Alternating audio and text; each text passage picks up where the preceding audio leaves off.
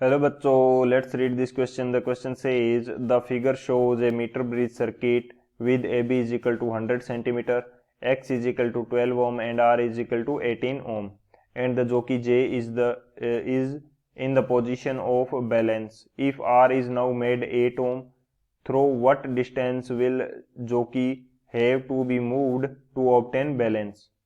Option first 10 centimeter, option second 20 centimeter, option third 30 centimetre and option fourth 40 centimetre.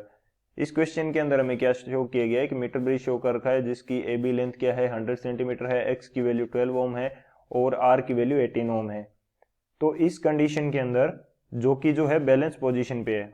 अब यदि are को 8 ओम कर दिया जाता है तो जोकी को कितना और यानी कि कितना और डिस्प्लेस करना होगा ताकि हमें बैलेंस कंडीशन मिल सके. तो बात करते हैं की कंसेप्ट की कंसेप्ट की यदि बात की जाए तो की कंसेप्शन के लिए हमारे पास क्या होगा, हम यहाँ पे सिंपल डायग्राम से जो मीटर ब्रिज है उसकी वर्किंग को थोड़ा समझने की कोशिश करेंगे. तो यहाँ पे की कंसेप्ट हमारे पास क्या है, ब्रिज. मीटर ब्रिज बेसिकली किस प्रकार से वर्क करता है वो हम देख लेते हैं.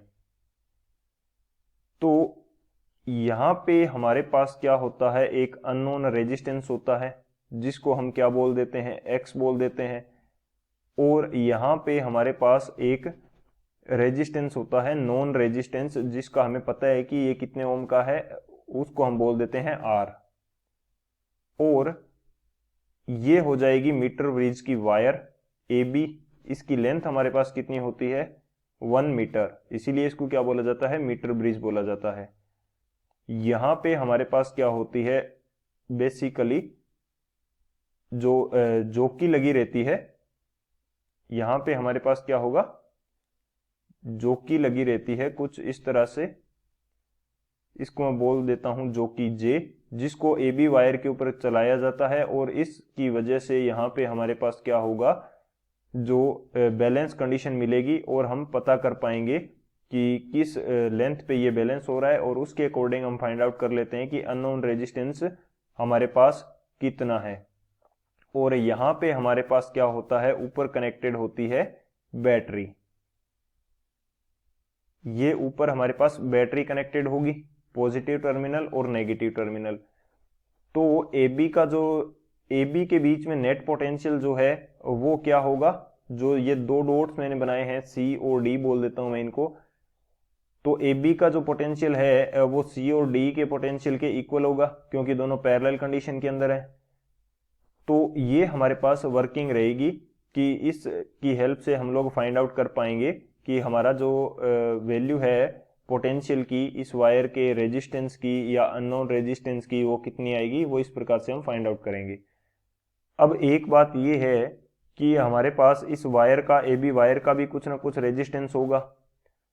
तो एक्स और सी के बीच में ये जो डॉट मैंने बनाया है ई सी, यानी कि x के अक्रॉस जितना पोटेंशियल होगा या x का जो रेजिस्टेंस है उसकी वैल्यू जितनी होगी उतनी हमें इस ए बी वायर पे बैलेंस कंडीशन के अंदर मिलेगी. तब हम x की वैल्यू को क्या कर पाएंगे, फाइंड आउट कर पाएंगे. इसके लिए हमारे पास एक फॉर्मूला होता है, वो देख लेते हैं. तो मैं ये मान लेता हूं कि ये जो की है ये ई में हटा देता हूं एक बार, क्योंकि जस्ट आपको समझाने के लिए ये मैंने शो किया था. और ये यहाँ पे हमारे पास क्या है, अननोन रेजिस्टेंस है x. तो ये जो है ए पॉइंट से एल डिस्टेंस के ऊपर ये क्या हो रही है, इक्विलिब्रियम के अंदर या बैलेंस कंडीशन के अंदर आ रही है. तो ये बची हुई जो रेस्ट लेंथ है ये हमारे पास कितनी हो जाएगी, 100 माइनस एल हो जाएगी. तो अब एक प्रकार से देखें तो ये व्हीटस्टोन ब्रिज बन गया. ये जो मीटर ब्रिज होता है ये बेसिकली व्हीटस्टोन ब्रिज के कंसेप्ट के ऊपर वर्क करता है. तो व्हीटस्टोन ब्रिज के अंदर हमारे पास 4 रेजिस्टेंस होते हैं, कुछ इस तरह से अटैच्ड होते हैं, कुछ इस तरह से अटैच्ड होते हैं.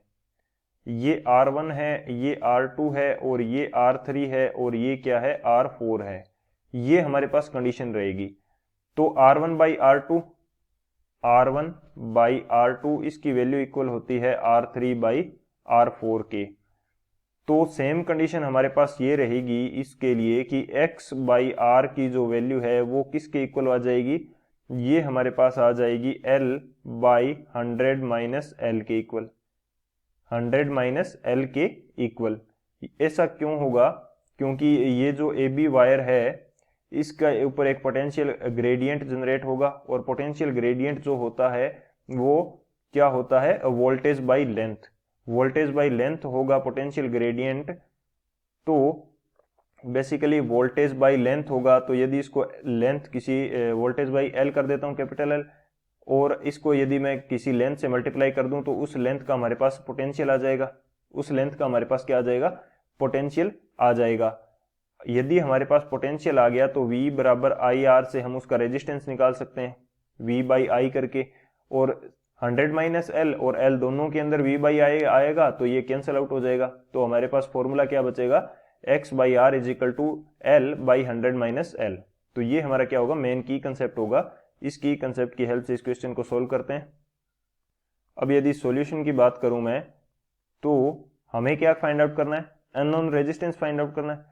या फर्स्ट कंडीशन के अंदर हमें क्या दे रखा है कि अननोन रेजिस्टेंस की वैल्यू क्या है? 12 ओम है, और नॉन रेजिस्टेंस की वैल्यू कितनी है? 18 ओम। और अब मैं इससे बैलेंस्ड कंडीशन फाइंड आउट कर सकता हूं। मैं मान लेता हूं कि ये L1 के ऊपर बैलेंस हो जाता है, तो बाकी लेंथ कितनी बचेगी? 100 माइनस L1 बचेगी। ये कंडीशन होगी मेरे पास। तो यहां से L1 की वैल्यू आ जाएगी, कितनी आएगी L1 की वैल्यू? ये चला जाएगा 3 से 4 पे और 3 से 6 पे, ये चला जाएगा 2 से 2 पे और 2 से 3 पे।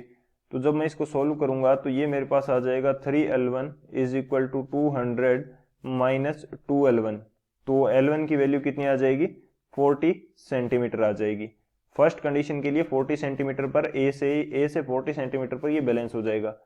सेकंड कंडीशन के अंदर हमें दे रखा है कि x की वैल्यू तो 12 है, r की वैल्यू 8 कर दी। इस बार r की वैल्यू कितनी कर दी? 8 कर दी। और बैलेंस में मान लेता हूं कि L2 पे हो रहा है, तो नीचे वाली कितनी बच जाएगी? 100 माइनस L2। तो इसको जब करेंगे तो 4 से ये 2 पे चला जाएगा और ये 3 पे चला जाएगा। तो ये वैल्यू हमारे पास आ जाएगी 2L2 is equal 300 minus 3L2। जब इसको सोल्व करेंगे तो L2 की वैल्यू हमारे पास कितनी आ जाएगी? 60 सेंटीमीटर। फर्स्ट कंडीशन के अंदर A से 40 सेंटीमीटर पे बैलेंस हो रहा था, सेकंड कंडीशन के अंदर A से 60 सेंटीमीटर पे बैलेंस हो रहा है। तो जोकी कितनी शिफ्ट हुई? शिफ्ट ऑफ जोकी, शिफ्ट ऑफ जोकी, जोकी को कितना मूव करना पड़ेगा वो हम देख लेते हैं। वो हमारे पास आ जाएगा 60 minus 40 which is equal to 20 centimetre. तो पहले वाली कंडीशन से 20 सेंटीमीटर और मूव करना पड़ेगा ताकि हमें बैलेंस कंडीशन मिल सके। तो कौन सा ऑप्शन करेक्ट हो जाएगा हमारे पास? जो ऑप्शन बी है हमारे पास 20 सेंटीमीटर, वो हमारा करेक्ट हो जाएगा। So option B is the final answer. I hope you understood it well. Best of luck. Thank you.